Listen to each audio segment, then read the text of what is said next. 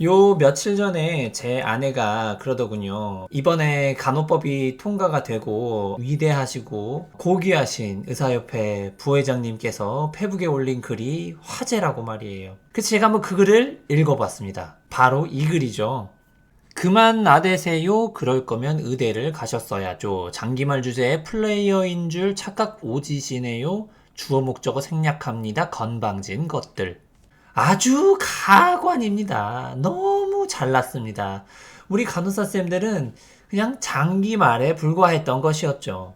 장기말 주제에 시키는 일이나 하는 주제에 저희는 건방진 일을 했던 겁니다. 이번에는 제가 한국과 캐나다 간호사 경력이 이제 두 쪽 다 있어가지고 그 차이점에 대해서 이야기를 해보려고 했는데 이렇게 훌륭하신 의사협회 부회장님께서 이런 글을 올려주셔가지고 어떤 부분은 그 차이점이 우리 선생님들 피부에 와닿을 거라고 생각을 합니다. 자, 그래서 오늘은 전체적인 차이점에 대해서 한번 말씀을 드려 볼게요. 우선 첫째로 급여 부분입니다. 자, 연봉 부분은 제가 그 한국 일단 빅5 병원 기준으로 말씀을 한번 드려 볼게요. 이분들이 얼마를 버는지 제가 잘은 모르지만 제가 그때 당시 다녔었을 때는 그때 제가 비정규직이어가지고 월 200인가? 250이었나?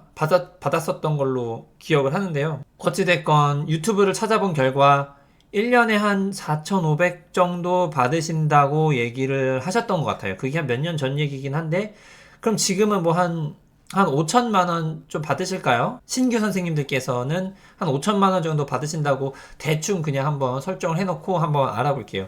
캐나다 같은 경우는 공공의료이기 때문에 아무나 사실은 간호사들이 얼마를 받는지 알 수가 있거든요.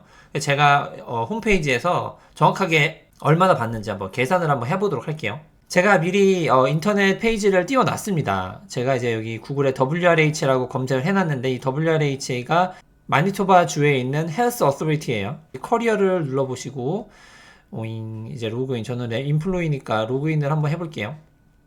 그리고 저는 이쪽 부근에 이쪽에서 일하고 있기 때문에 자 여기 클릭을 하면 여기에 보고서 이제 커리어를 눌러볼게요. 그러면은 어떤 커리어를 검색을 할지 제가 널스라고 한번 검색을 해보겠습니다. 널스라고 검색을 하면 이렇게 많이 나와 있는데요. 대충 아무거나 한번 눌러볼게요. 뭐 여기에는 이제 여러 병원들의 이름이 적혀 있는데 LPN도 있고 RN도 있고 뭐 사이크 널스도 있고 많이 있는데 아무거나 스페셜티 리소스 팀 이런 거 좀 헷갈리신 아무튼 그냥 아무거나 눌러볼게요. 저 널스입니다. 레지스터 널스 N2라는 것은 이제 널스들도 여러 가지 이제 등급이 있잖아요. 뭐 교육 간호사라든지 차지 널스라든지 그리고 한국 같은 경우는 뭐 책임 간호사라고 말씀드려도 될까? 그리고 그냥 평간호사 이런 식으로 많이 있는데 널스 2 평간호사 제가 바로 평간호사예요. 저는 아무것도 하기 싫어서 그냥 평간호사 하고 있습니다. 평간호사 이렇게 눌러보시면 여기 샐러리가 이렇게 나와 있어요. 시간당 받는 급여거든요. 간호사들이 초봉이 얼마냐? 여기 보시면 여기 잘 안 보이시나? 여기 보시면은 처음에는 입사를 하면 시간당 40.61불을 받으실 수 있는 걸 보실 수가 있어요. 그게 매년 이렇게 경력이 한 1년씩 올라갈 때마다 조금씩 급여가 올라가서 마지막에는 49불 82센트를 받으실 수가 있는 거고요. 그 이상으로도 올라가실 수는 있는데 그 경력이 아마 15년인가 이상 돼야 올라가는 걸로 알고 있거든요. 물론 매년까지는 아니지만 그래도 유니온에서 정부랑 급여 이제 협약을 많이 이제 자주 하긴 합니다. 그렇기 때문에 이게 고정된 건 아니고 기본 스타팅 그러니까 한마디로 이제 이런 아이디어를 얻을 수 있는 거죠. 시간당 얼마를 받는다. 40불 61센트를 시작으로 하고 여기에는 나이트 수당 뭐 주말 수당, 이브닝 수당, 뭐 특수 근무지 뭐 중환자실 같은 경우에 그런 수당 같은 건 다 빼고 40불 61센트라는 얘기예요. 그럼 40불 61센트라면 그게 이제 얼마냐라는 거죠. 그래서 제가 계산기를 띄워 봤습니다. 그래서 제가 77.53이라는 이 숫자를 적어 놨는데 이게 풀타임 시간이에요. 한국은 제가 알기로 무조건 다 풀타임인 걸로 알고 있는데 제 기억엔 그래요. 왜냐면 그때 당시에 뭐 제가 뭐 파트타임 일하고 싶다고 해서 파트타임 일할 수 있었던 것도 아니었기 때문에 제가 그것이 변했을 거라고 생각하진 않아요. 그래서 77.53시간이 풀타임 시간이에요. 그래서 이걸 기준으로 한번 계산을 해보려고 합니다. 77.53시간은 2주 기준이에요. 2주 기준에 77.53시간. 그러면 한 달이면 얼마죠? 곱하기 2면은 155시간인데 155시간에다가 곱하기 아까 전에 몇 불이었냐면 40.616불이에요. 그러면은 한 달에 나는 6,297불을 버는 거예요. 한 달에. 근데 여기 물론 이제 추가적인 수당이 붙겠죠. 중환자실 수당, 중환자실은 지금 시간당 제 기억으로는 6불 정도 받는 걸로 알고 있고, 주말 수당이 3불인가 더 붙는 걸로 알고 있고, 나이트 수당이 2불이었나? 2불 정도 붙나? 아무튼 그렇게 붙는 걸로 알고 있거든요. 그런 거 다 빼고 순수 6,297불을 받는다. 하지만 여기에 이제 뭐 기타 세금이라든지 뭐 이런 여러 가지가 이제 빠져나가겠죠. 빠져나가면 결국 나한테 돌아오는 게, 워낙에 여기가 또 세금이 세기 때문에 저한테 돌아오는 게 한 3,297불이라고 대략 그렇게 한번 잡아 볼게요. 물론 여기 추가적인 수당은 이제 더 붙겠죠. 그럼 뭐 한 3,500, 4,000불까지 받을 수 있을까요? 4,000불까지 받을 수 있을지는 잘 모르겠어요. 제 주변 친구들한테 물어봐도. 마니토바주는 이 정도 받는다고 생각을 하시면 되고, 그러면 한번 알버타주에 대해서 한번 또 볼게요. 알버타주는 이거 커리어? 잡스를 한번 눌러볼게요. 잡도 여기도 마찬가지예요. 뭐 로케이션 이거를 이제 뭐 널스라고 하고, 로케이션은 뭐 캘거리라고 할게요. 캘거리에 많이 가시니까 보통. 그러면은 널스 잡이 또 엄청 많죠. 사이크 널스는 좀 급여가 좀 다를 수 있으니 빼고, 널스 프랙티셔너, 여기 레지스터 널스라고 이렇게 있네요. 여기 클릭을 해보면, 자 여기도 똑같이 어디 제가 급여 있는 부분을 찾아서 여기 있네요. 얘는 좀 초봉이 마니토바보다 별로 좋진 않네요. 자 보시면 여기 미니멈 샐러리가 시간당 39.21달러라고 적혀 있고요. 맥시멈 샐러리가 51.46달러라고 적혀 있네요. 맥스 급여는 마니토바보단 좋네요. 그래서 이렇게 해서 캐나다의 급여가 얼마인지도 좀 알아봤어요. 이 정도 되면은 급여의 차이가 어떤지 대충 아실 수 있을 거라 생각이 됩니다. 어쨌든 간에 급여의 부분에 대해서는 제가 볼 땐 글쎄요, 뭐 큰 차이가 있는 것 같진 않아요. 특히 이제 초봉 같은 경우에는 간호사 선생님들 한국에서 급여가 얼마나 자주 올라가는지 저는 모르지만 급여는 이 정도 된다라는 거 참고로 해주시면 좋을 것 같아요. 대우는 뭐 말할 것도 없죠. 한국에서의 경험은 선생님들께서 더 잘 아실 거라 생각이 됩니다. 일단은 의사와 간호사들의 관계만 봐도 제가 경험해 본 바로는 전혀 의사가 간호사들을 뭔가 뭐 무시한다거나 뭐 약간 하대한다거나 뭐 그런 거는 찾아보기가 힘들어요. 아주 없다라고는 말씀드릴 수는 힘들 것 같아요. 왜냐면 제가 그 모든 병동에서 일해본 것도 아니고 그 모든 환경에서 일해본 것도 아니기 때문에, 적어도 제가 경험했던 바로는 없었지만 어딘가에는 있을 수 있다, 이렇게 말씀을 한번 드릴게요. 모든 것에는 다 100%라는 게 없잖아요. 그렇지만 적어도 이 환경 자체가 우리는 한 팀이다, 이렇게 말씀을 드릴 수 있을 것 같아요. 왜 한 팀이냐고 말씀을 드리냐면, 오전 회진 이제 시간이 있잖아요. 전문의 의사가 전공의 의사들을 데리고 병동을 와서 그 모든 환자들에 대해서 이제 이야기를 할 때 간호사도 같이 이야기를 하는데, 간호사한테 특별하게 뭐 이 점은 어때요? 저 점은 어때요? 라고 물어보는 게 아니라, 간호사가 본 환자의 어떤 그 상태라든지 그 시스템적인 어떤 그 부분 하나하나 디테일하게 의사들에게 프레젠테이션 같은 걸 합니다. 뭐 거창하게 제가 프레젠테이션이라고 얘기는 했지만, 그냥 라운딩 돌 때 환자에 대해서 그냥 이야기를 해주는 거예요. 그럴 때 의사들은 경청을 합니다. 얘기를 잘 들어줘요. 그리고 그것을 그들의 케어 플랜에 포함을 시킵니다. 저희들의 어떤 의견 듣고 적극 반영을 해요. 그래서 이런 거 보면은 더 내가 잘해야겠다, 공부를 더 많이 해야겠다라는 생각이 많이 들 때가 있어요. 책임감도 더 많이 생기고.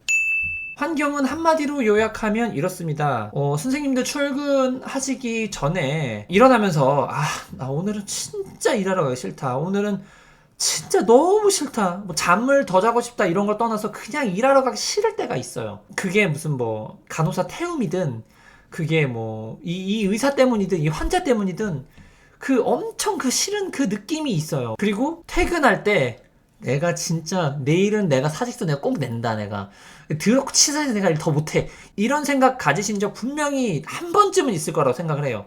아니, 한 번이 아니라 여러 번 있을 수도 있다고 생각을 해요. 왜냐면 저도 신규 때 그런 생각을 많이 했거든요.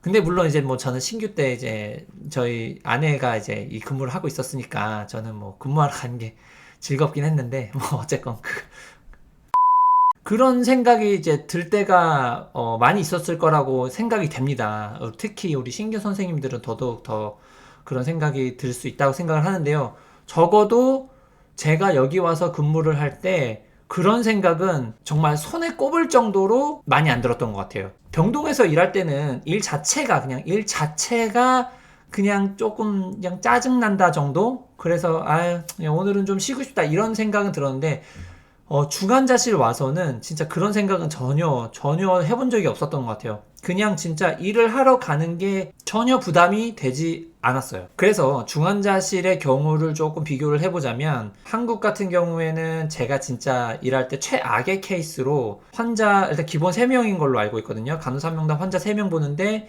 그 환자 3명 중에 2명이 그 CRRT를 가지고 있었어요. 템퍼러리한 그 투석 그거 하는 건데 환자 3명당 2명이 그 CRRT를 가지고 있었고 나머지 1명이 아마 그 벤틸레이터를 가지고 있었나? 제 기억에는 그래요. 그때 그렇게까지 최악의 케이스에 진짜 그렇게까지 봤었던 걸로 기억을 하는데 캐나다 같은 경우에는 환자 1명당 간호사 1명 이거는 그냥 공식적으로 1대1 끝. 근데 저희 같은 경우는 이제 저는 심장내과니까 심장내과 중환자실은 벤틸레이터를 달고 있는 환자들이 많지가 않아요. 그래서 가끔씩 환자 2명당 간호사 1명 이렇게 볼 때가 있는데 그 환자 2명이 어떤 상태냐면 그냥 내일 병동으로 갈 환자 스테이블한 병동에서 봐도 될 법한 그런 환자들을 주는 거죠. 그렇게 해서 환자 둘, 간호사 1명 그렇게 보기 때문에 전혀 일에 부담이 없어요. 힘들 때는 많이 있죠. 물론 이제 코드 블루가 뜰 때도 많이 있고 입퇴원도 자주 있고 하니까 그런 힘듦은 어디나 다 있을 거라고 생각을 하는데 환자 간호사 레이시오는 한국보다 훨씬 낮고 그런 환경 자체가 일을 하러 가는 데에 있어서 전혀 부담을 주지 않는다. 이렇게 말씀드릴 수 있을 것 같아요. 병동 같은 경우는 최대 간호사 1명당 환자 7명까지 봤는데 그런 경우는 거의 드물고요. 보통 5명 내지는 6명. 환자 1명당 간호사 1명당 환자 5명 내지는 6명. 요 정도 보는 걸로 알고 있습니다. 이게 이제 3차 병원 기준이에요. 다른 뭐 요양병원 이런 데는 당연히 다르겠죠. 어쨌든 3차 병원 기준, 저희 병원 기준 그렇다는 겁니다. 모든 캐나다에 있는 병원이 다 그렇다는 얘기는 아니에요.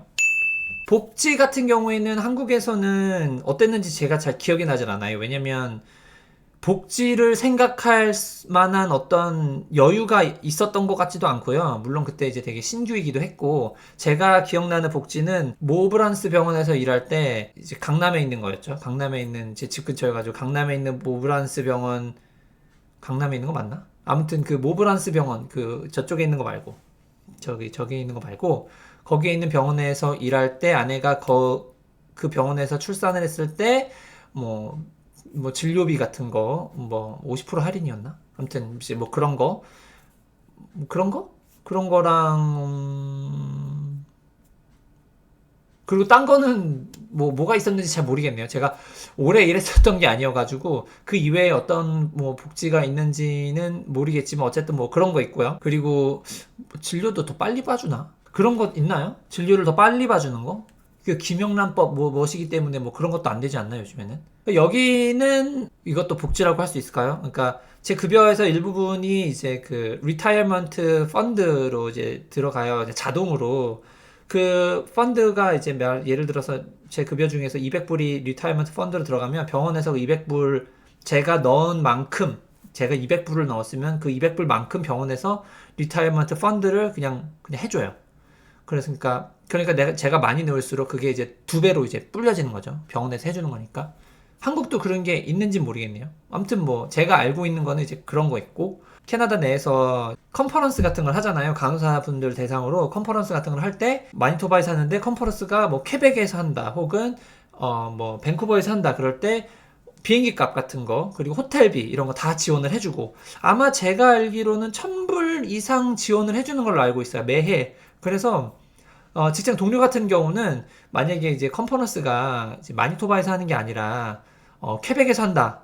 그러면은 득달같이 달려들어요. 그냥 나 이거 홈플러스 내용이고 뭐고 간에 그냥 일단 가서 비행기값 대주니까 비행기값 받고 가서 컨퍼런스 참여하고 저녁에 친구들이랑 뭐 술 마시고 놀고 관광하고 그러고 오는 거야. 그런 친구들 많아요. 실제로 밴쿠버 갈 때도 그렇게 해서 지원을 다 받고 컨퍼런스 참여하고 놀고 그리고 그렇게 오고 그런 친구들 많아요. 저는 해본 적은 없어요. 너무 귀찮거든. 그게 그것도 귀찮아.